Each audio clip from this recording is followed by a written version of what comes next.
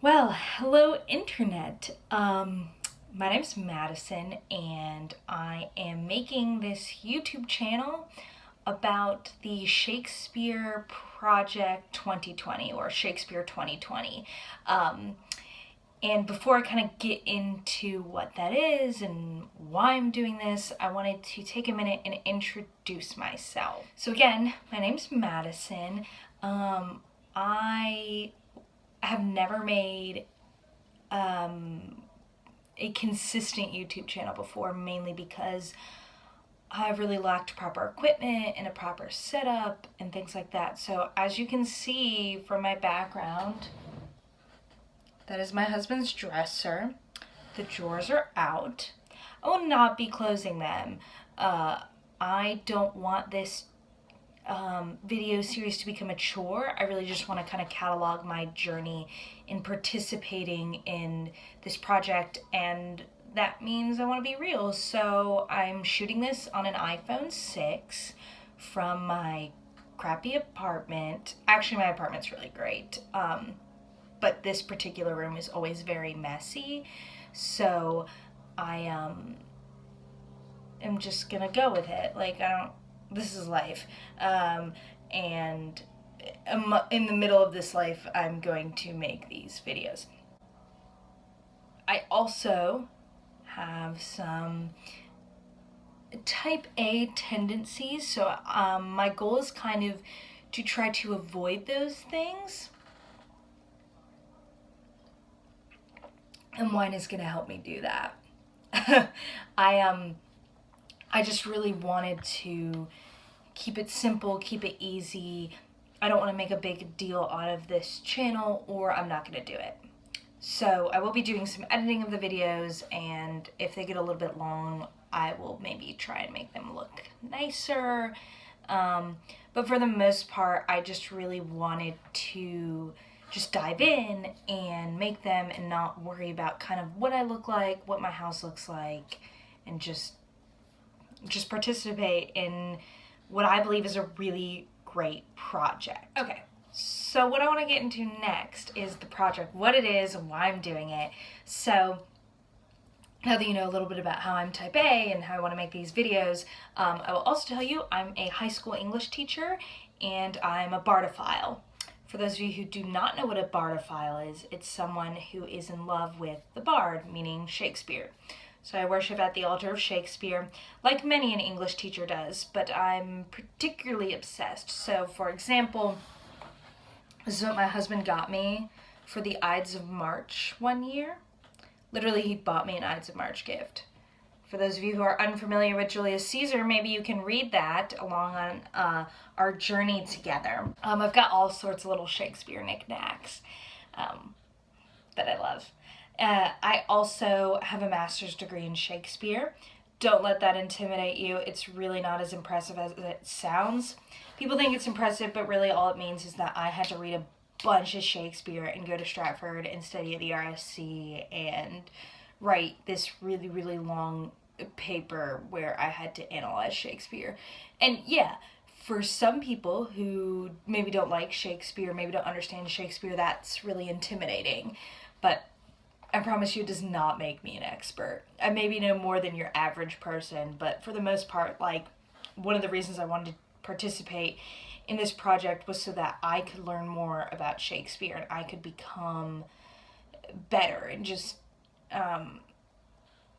spend more time with it. It's been about a year since I graduated with my master's degree, and I have not read any Shakespeare since then, with the exception of Macbeth and Julius Caesar, which I had to teach in the past year at school. So I really wanted to find a way to incorporate more Shakespeare into my life. And this is how I'm going to do it. So I first heard about the Shakespeare 2020 project through the Folger Shakespeare Library, which is located in Washington, D.C. They have a study room where they've collected a lot of works of Shakespeare in older form, like they have a copy of the first folio there.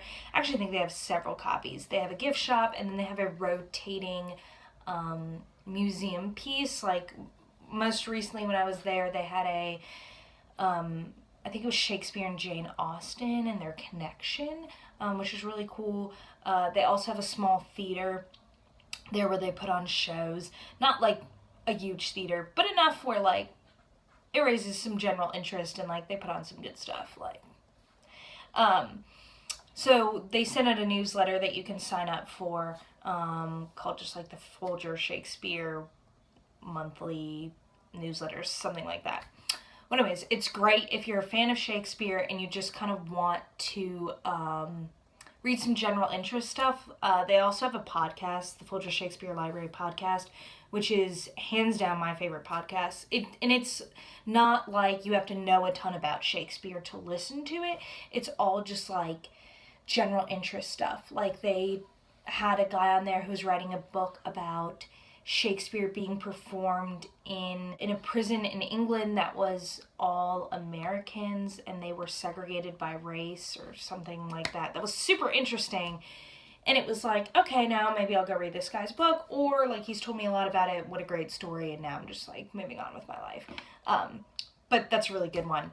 And there's tons of other great Shakespeare podcasts that maybe I'll have time to talk about in the coming year, because that is the length of the Shakespeare 2020 project. So again, heard about it from the Folger Shakespeare Library and went to the website for it, which is shakespeare2020.com. And it's was started and is run by Ian Dosher, which if you're a Shakespeare fan, you might know his name. He wrote William Shakespeare's Star Wars. And for those of you who aren't Shakespeare fans, these are books where he has taken the episodes of Star Wars and rewritten them in Shakespearean language. And they're really, really cool and funny and like just kind of off the wall, like silly things. So I learned a lot about Ian Dosher recently when he was on the Folger Shakespeare podcast, because he's toying with the idea of writing some new stuff. And then he kind of decided, you know what I would really love to do is read through all of the works of Shakespeare.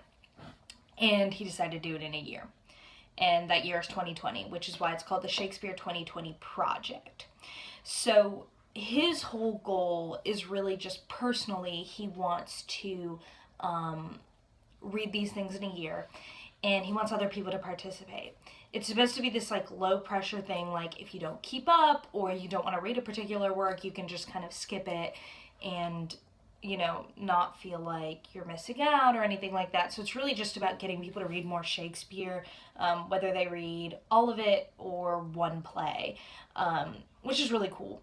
And the sketch was really interesting. So he's got, and I have it right here. I printed it out because I'm old school like that, even though I'm doing a YouTube channel blog. But I like paper for the most part. So you can't see this, but essentially, he's printed it out so that it doesn't interfere with holidays, and you've got some buffer space in between the text. So, for example, Twelfth Night is the first text. It's January 2nd through the 8th. So he avoided January 1st since that's a holiday. And then Henry V Part 1 starts on January 10th. So you have one day in between to kind of like take a break. Or maybe in my case, it'll be a catch-up day where it's like, oh shit, I didn't finish 12th Night. Let me read the whole rest of this in like a day. I'm not super worried about the amount of time it's going to take me to read these plays. Like, I would say like your average Shakespeare play would maybe take me like 3 or 4 hours, just because I'm so familiar with a lot of the text and the language. Since I did get that degree, it really taught me how to like read Shakespeare quickly. I'm worried about maybe just understanding all of it in that short amount of time. Like, am I really gonna glean all the like, you know, little intricacies of the language that we love so much about Shakespeare in like 5 days? Maybe, maybe not. I mean, it'll depend on how well I can spread it out. Like, I'm thinking, okay, I have, you know, 7 days for 12th Night, so I could like really spread that out. But then again, I might just read it in a day and move on. We'll see. This is all just an experiment. I don't really have a plan other than the one that I printed out from the website. Other cool things, probably my favorite part about this is the holidays. So the texts coincide with their corresponding holidays. So let me get this list because I'm sure I forget something. So Twelfth Night is first because Twelfth Night, for those of you who don't know, takes place on January 5th.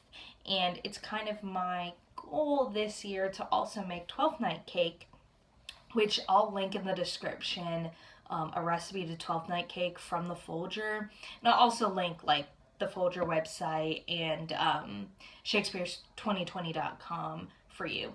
So Twelfth Night goes, the first one since Twelfth Night is January 5th. Then Julius Caesar gets read during the Ides of March. Midsummer Night's Dream is Midsummer, you guessed it. Henry V is scheduled to coincide with St. Crispin's Day, which is October 25th. I didn't even know that was when St. Crispin's Day was. I mean, I knew it was a thing, but did not know that's when it was. And then Winter's Tale is scheduled in December, during the week that winter begins. So I think it's pretty cool. I like that there was a lot of thought put into the scheduling. So I wanted to share now some preliminary thoughts I have on this. So I've kind of told you I don't have a ton of goals for these videos. I was thinking maybe like either as I read or at the end of each text, or just maybe when it strikes my fancy, I'll be making a video to kind of share my thoughts on each of the texts. I've also considered maybe doing like a before I read the text and then an after I read the text, but I'm not totally sure yet. So one thing I really relied on a lot in grad school was the Oxford Companion to Shakespeare, this book. And if you're a huge Shakespeare fan, or especially if you're studying Shakespeare, this is a great book. When you go into it, it's got all these definitions for various people and terms you'll find in Shakespeare. So if you kind of look at it, it's set up sort of like a dictionary. But one of the things I really love about it is for each of the plays, it's got a special section. Like this one's Henry VI Part 2. It's got its own special section that's like several pages long. And within that, they tell you about the play, what people typically interpret the play to mean, kind of major parts to pay attention to. It's got play summaries. It's really great, especially if you're like, wow, I'd love to read Shakespeare, but I'm a little intimidated, or maybe I want to know a little bit before I read. Another good resource if you're interested is, it's another great podcast. It's called No Holds Barred, B-A-R-D, obviously, and they do these, they mainly like kind of talk about whatever they want to talk about, and they're great, they're hilarious. It's like a comedic podcast, but they have these episodes called Before You Go, where they talk about what you need to know about the play before you go to see it, and things like that. And that's really helpful if you're just kind of like, I don't even know what to think about this play. Like, when I'm reading it, what should I pay attention to? So I'll probably be looking at some of that as well. A lot of the plays I'll be reading from the Arden Shakespeare, the complete works. I don't particularly like this one because it doesn't have good footnotes, but I don't want to go out and buy one, and I don't want to read any of them online because I don't like reading online. As I said, paper. But I also have several of the plays in small form. So I have Caesar and Hamlet in the Folger edition, and as much as I love the Folger, not my favorite. Kind of my go-to is always the Signet Classics. I think when I was an undergrad, I had a professor who really liked these, and I just got used to the way they were set up. I think the footnotes in this edition are some of the best I've ever seen. Probably the best I've ever seen. They're my favorite. Whereas in the Folger, one of the things I really don't like is that the footnotes are on a different page than the text. And for some reason, I just find that really irritating. Like, I don't know why.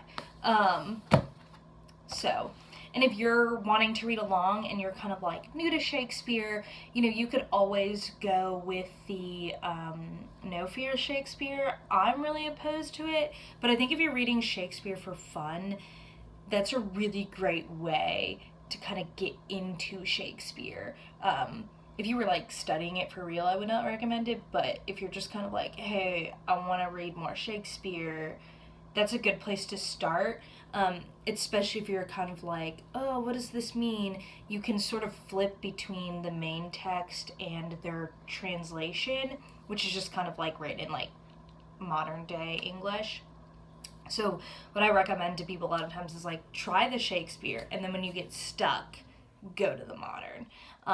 But struggle a little bit with the Shakespeare because you're never going to learn if you don't try. Then you'll just never read Shakespeare. So, anyways, I'm completely digressing. So, as we start, some initial feelings. I feel great about these videos. I feel like I'm achieving my goal of just making a video and going for it and not like caring about what I look like or what my house looks like or what I'm saying. Actually, I do care about what I'm saying, but you know what I mean. Anyways, I'm most worried about reading the text I'm super unfamiliar with.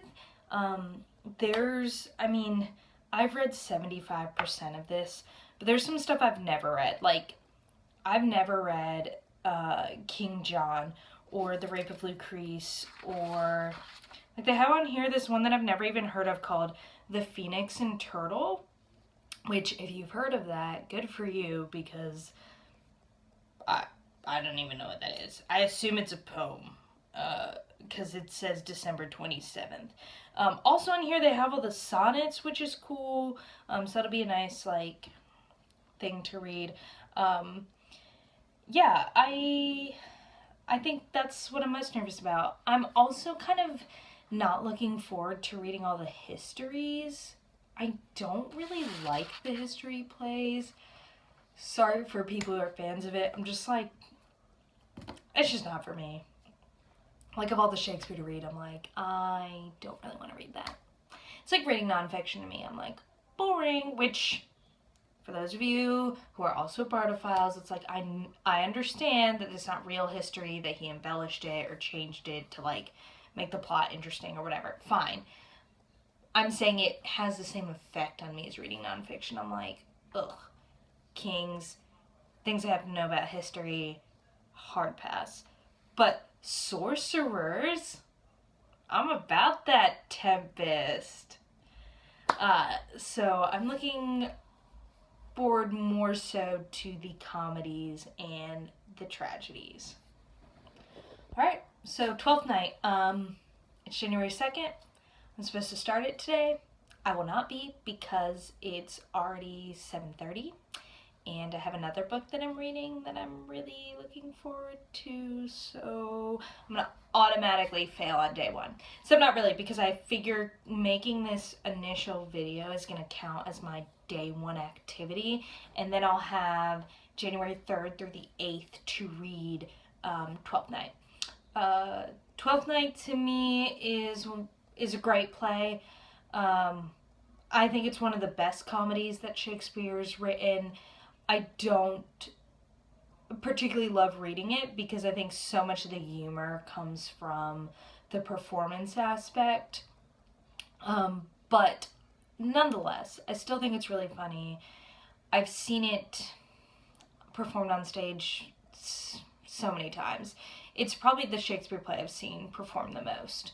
I think I've seen it 4-5 times, a lot. And it never fails to entertain. It's a great play.